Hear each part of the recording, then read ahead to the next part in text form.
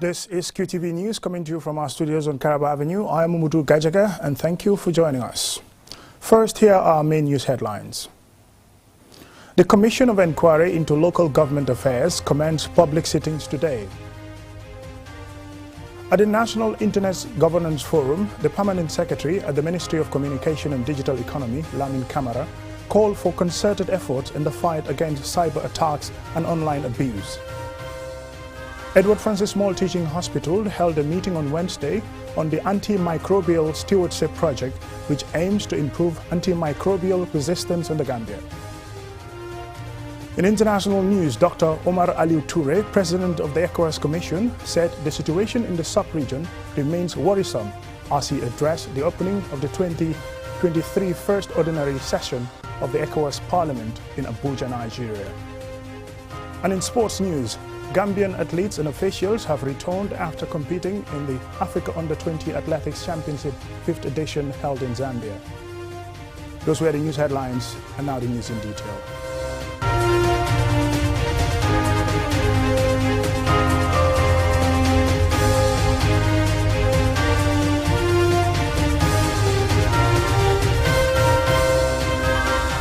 Welcome and thank you for joining us. This is QTV News. The Local Councils Commission, probing into the alleged financial and administrative irregularities of local councils, have commenced public hearings. As Jenna Basonko reports, the first witness to appear was the Permanent Secretary at the Ministry of Local Government, Lands and Religious Affairs. The Commission of Inquiry into the conduct of all local government councils and connected matters was established by President Adama Barrow. Among other matters, the Commission will look into the increment of salaries and allowances of staff and elected officials, the loans acquired for and on behalf of the local government council between May 2018 to January 2023. The first witness is Buba Sanyang, the Permanent Secretary at the Ministry of Local Government, Lands and Religious Affairs, where he has been the Permanent Secretary since the change of government in 2017. Councillor Patrick Gomez questioned the Permanent Secretary on the independence of the Local Government Service Commission, given the Ministry receives and vets letters for the Commission before it is sent to them for action. They shall do their function to the standard. And this best practice standard at Public Service Commission is the letters going through the Permanent Secretary. Yes, is it not the case that if the Service Commission is independent with its own secretariat and run its affairs independently, will that not in fact provide a more efficient execution of their mandate? And that is the case? Yes, no, that is not the case here. That is the case. Yes, the case here is your office perhaps more or less serves as a secretary or whatsoever to the commission, because all correspondence are received by your office. That is the direction that you have issued. Yeah, I think we need to clarify one thing here. The Public Service Commission and its secretariat is detached. It's not the same as the office of the Permanent Secretary.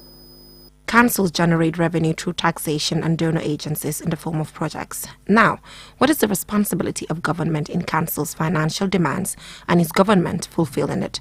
Councillor Patrick Gomez asked Permanent Secretary Buba Sanyang. Local councils generate their revenue by collecting tax, license and the like.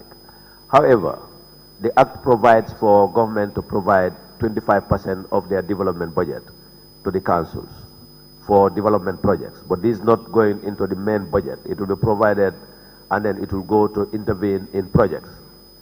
This has not been met by government as far as 25% is concerned, but government has been given a token from I think 2018 to date.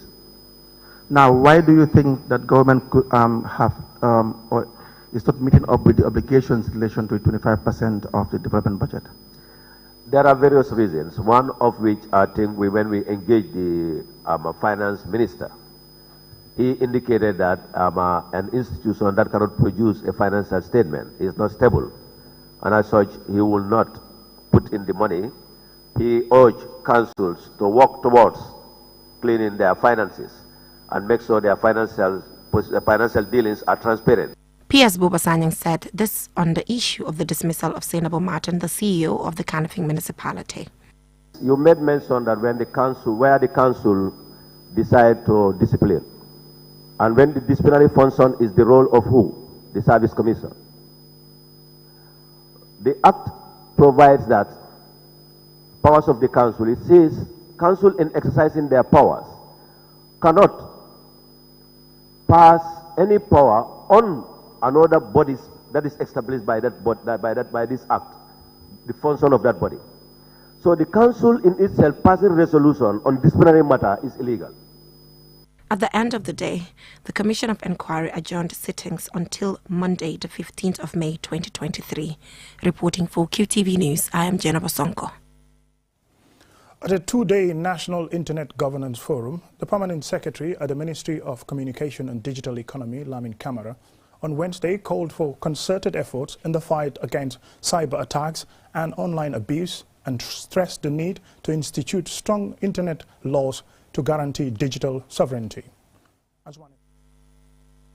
This two-day National Internet Governance Forum is organized to bring together stakeholders from various backgrounds to dialogue on the impact of the Internet on the economy and how to collectively strengthen Internet governance in the Gambia. Lamin Camara, Permanent Secretary at the Ministry of Communication and Digital Economy, says empowering digital economic resilience is paramount for digital sovereignty, protection of personal data, economic growth and meaningful innovation. And while giving assurance of government's continuous support and commitment, he also raised concerns about the wrong usage of the Internet. We should also talk about the ills and how do we combat that so that everybody that needs to use the Internet use it freely, openly, without any hindrance. And we've seen Internet being used for child abuse. We've seen Internet being used for other crimes. We've seen Internet in our Gambian context where people use it to settle scores. And I always say the reason we don't have some of these things censored because our languages, we don't have any programs written in our languages to be able to identify some of these foul languages we have on the Internet. It is sad that you see people that use it as a platform with all kinds of vulgar language. Hadijatu Jawara, Chairperson of the National Internet Governance Forum, and Adama Jallo of the UNDP Accelerator Lab also spoke about the significance of the forum. As we delve into the realm of internet governance, we must recognize one of the key fundamental principles that underpins its crucial domain, which is the multi-stakeholder approach. When we say the National Internet Governance Forum, what we are talking about is the multi-stakeholder approach, which is very crucial to internet governance issues. UNDP, through its Accelerator Lab, in good support to the Ministry of Communications and Digital Economy, commits to its continuous support to technology, digital-enabled innovations and resources to be embedded in our developmental programs and frameworks to impact public innovations.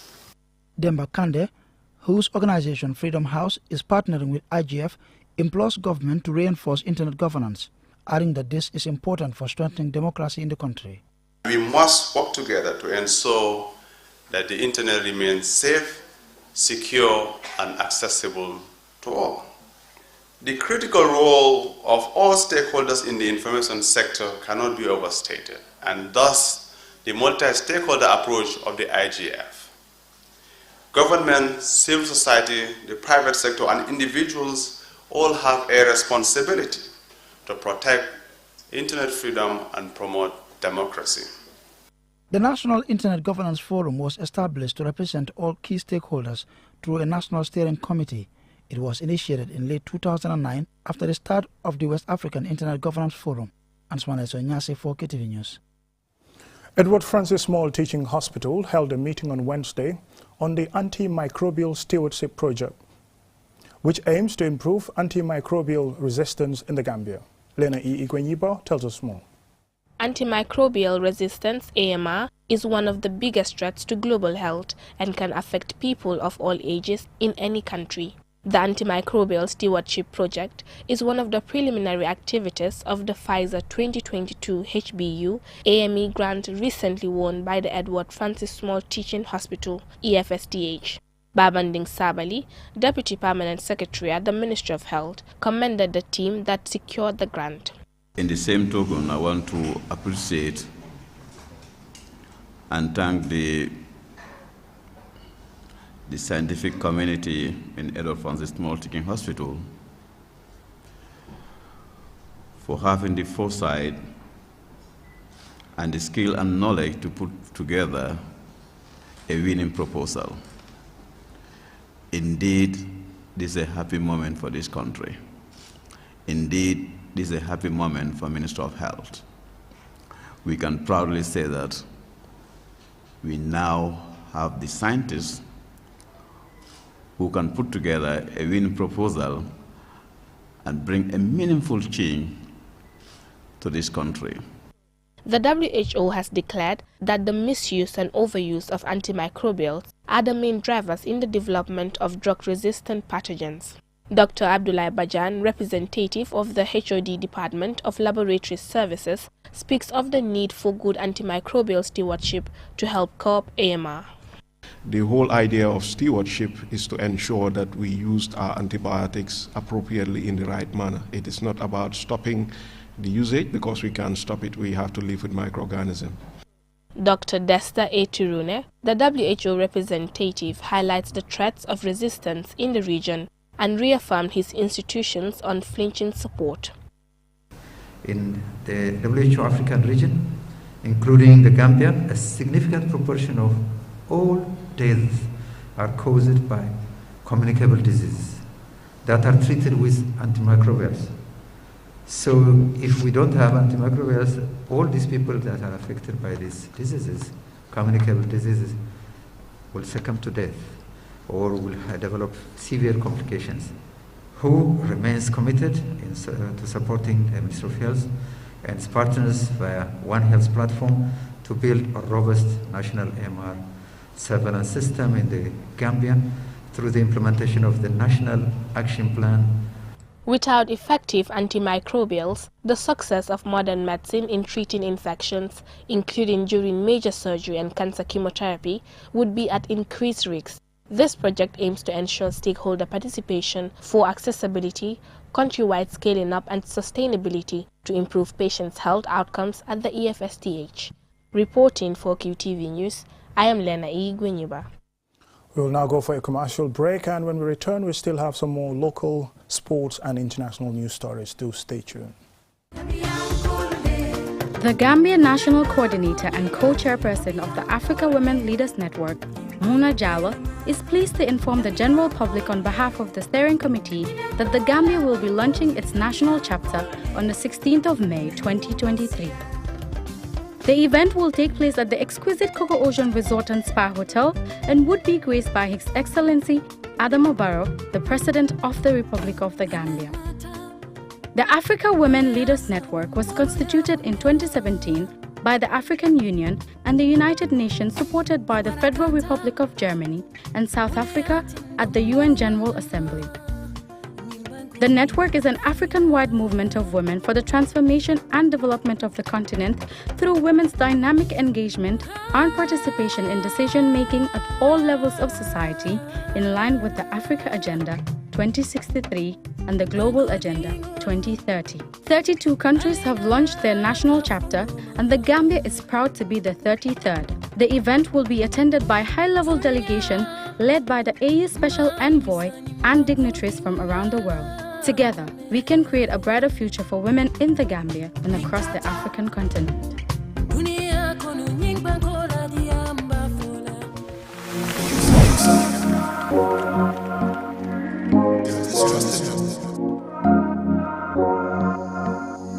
As the fastest growing GSM company in the Gambia, QCell has the widest 4G plus coverage in the country, 3 times faster internet speed than our competitors.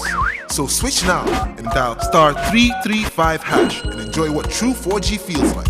QCell, the Gambia's trusted network.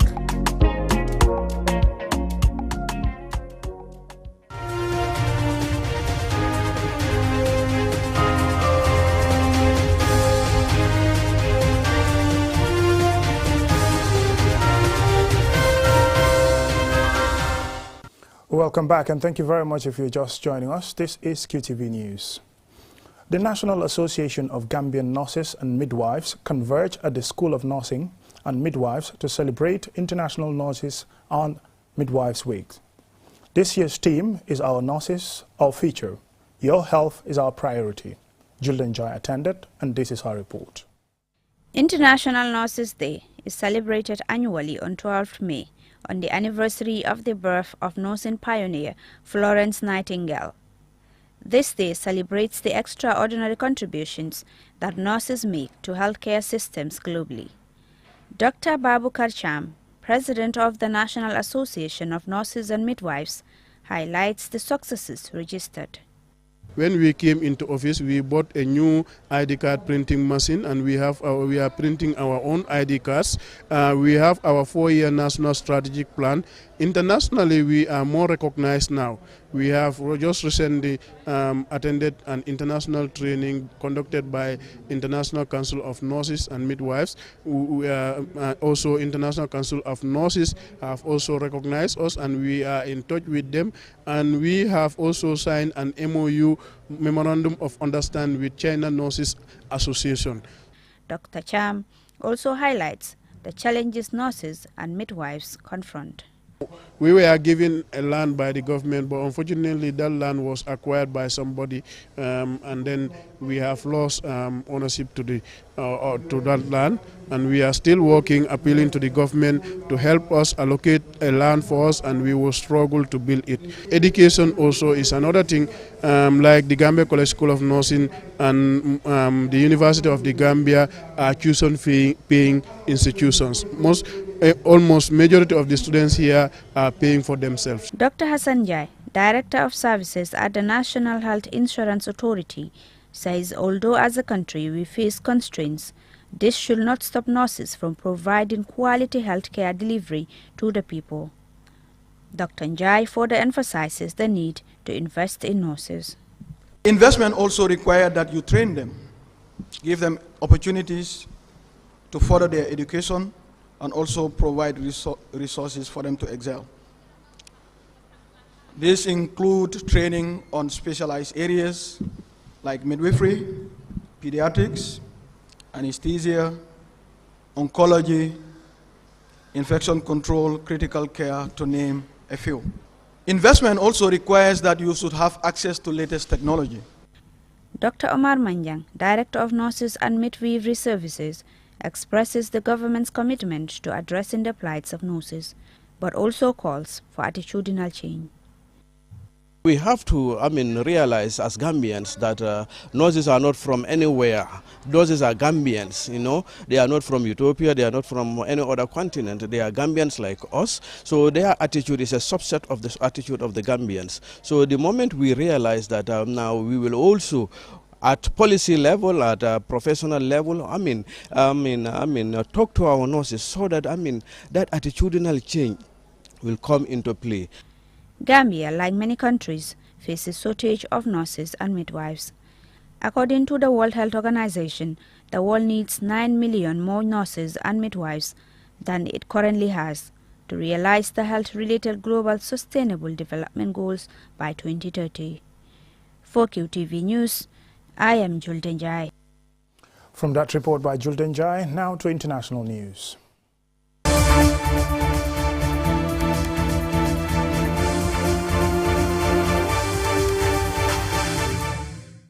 Dr. Omar Aliu Toure, President of the ECOWAS Commission, said the situation in the sub-region remains worrisome as he addressed the opening of the 2023 First Ordinary Session of the ECOWAS Parliament underway in Abuja, Nigeria. Aliu Cisse is monitoring the session, and he now reports. 115 ECOWAS parliamentarians are meeting in Abuja, Nigeria, for the Parliament's 2023 First Ordinary Session to deliberate issues of concern to the sub-region. Speaking at the start of the session on Monday, Dr. Omar Aliu Toure, President of the ECOWAS Commission, said his office is providing the needed resources to ensure stability, security, and resilience in member states. We continue to support member states in transition, especially Burkina Faso, Mali, and Guinea, in order to achieve a normal return to constitutional order. We have also been mobilizing international support for Burkina Faso and Mali to fight terrorism and address humanitarian crises. He commends the commitment and leadership of Speaker Tunis in supporting democracy and good governance in the region. He praises Nigeria and Guinea-Bissau's President Imbalo, current chairman of the ECOWAS Conference of Heads of State, for their contribution to the work of ECOWAS Commission. On the economic front, despite inflationary pressures due to the COVID-19 pandemic and the war in Ukraine, the economies of the region have proven to be somehow resilient and continue to post positive growth rates. However, we are seriously concerned about the security situation prevailing in our region, with the persistence and the resurgence of terrorist acts in Burkina Faso, Mali, Niger, and northern Nigeria. Speaker Mohamed Tunis, Speaker of the ECOWAS Parliament, said it is common knowledge that the mandate of the ECOWAS Parliament has been limiting its endeavor to deliver concrete and tangible results in certain areas. Since the inauguration of the first legislature of the Parliament 20 years ago, Speaker Tunis said the Parliament is yet to achieve its goal of being a full-fledged legislative body. This august body can be very proud of its achievements thus far. We have made sufficient advocacy for the election of members by direct universal suffrage, which we believe is vital towards giving this body more enhanced power and build our capacity to adequately exert our influence as a truly legislative body. We still believe direct election is possible, and we are very proud of the awareness we have created around it. I strongly believe that sooner rather than later, when the time is right for the first vote to be cast for ECOWAS members of Parliament, this legislature will be remembered for its invaluable role played in getting it achieved. On the regional scene, Speaker Tunis is concerned about the slow pace at which the transitional processes are unfolding in Mali, Guinea, and Burkina Faso. He said the Parliament is also monitoring developments in Sierra Leone and Liberia, where elections are due in June and October this year, respectively. The ordinary session was preceded by a two-day town hall meeting in Abuja, organized by the ECOWAS Female Parliamentarians Association, ECOFIPA, to mentor the next generation of leaders under the theme Stimulating Regional Dynamics for Mentoring the Next Generation of Decision Makers. The event was attended by over 100 women from across the 15 ECOWAS member states. Reporting for QTV News, I am Aliou Cisse. And now, coming up next is sports news.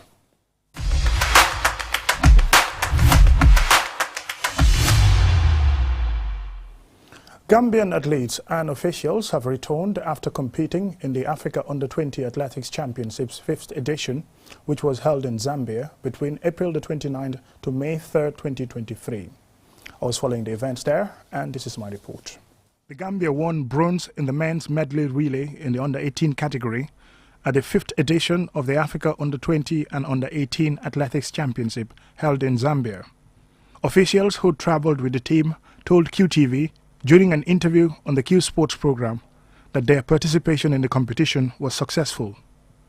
Musa Mane, Deputy Assistant Secretary General of the Gambia Athletics Association, explains. But if you look at the countries that participated, the likes of Nigeria, like you said, South Africa, Kenya, Morocco, Tunisia, some of them went with a contingent of 150 participants. We just went with 12. And out of that 12, 3 participated in the Under-20 category.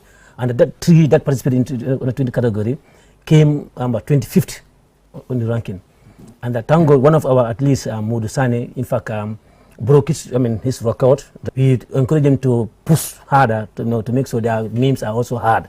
Gambia competed in the sprints and middle distance events with just 12 athletes after having to drop 12 orders due to lack of funds for their travel expenses. 24 athletes were training prior to the competition, hoping to compete. Arthur Jackson, Secretary General of the Gambia Athletics Association, says leaving some athletes behind was a difficult decision, but one that had to be taken.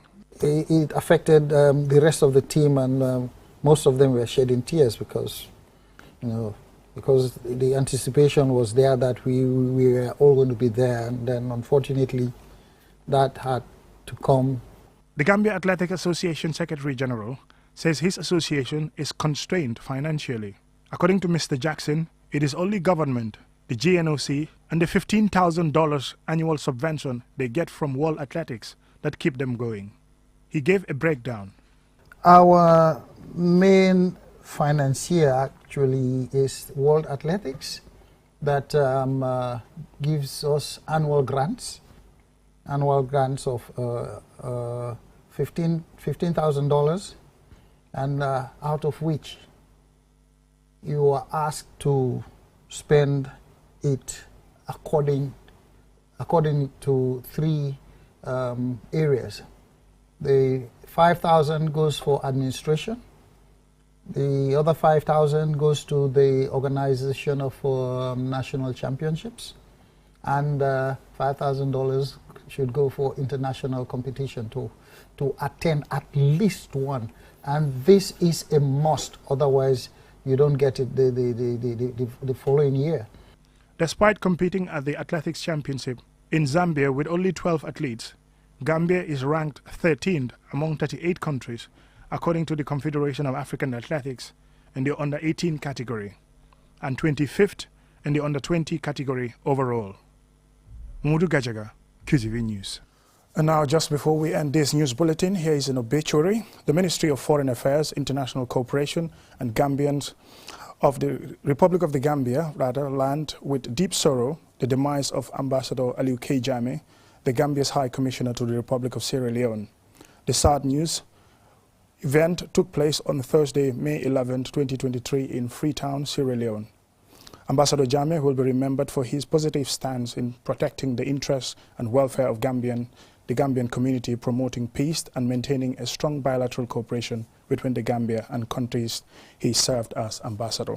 And the Ministry of Foreign Affairs extends condolences to His Excellency the President Adama Barrow of the Republic of the Gambia, family and friends of the deceased, and by extension, the Gambian community in Sierra Leone. May his soul rest in perfect peace. Thank you very much. That's all in this news edition. Join us again at 10 for another bulletin.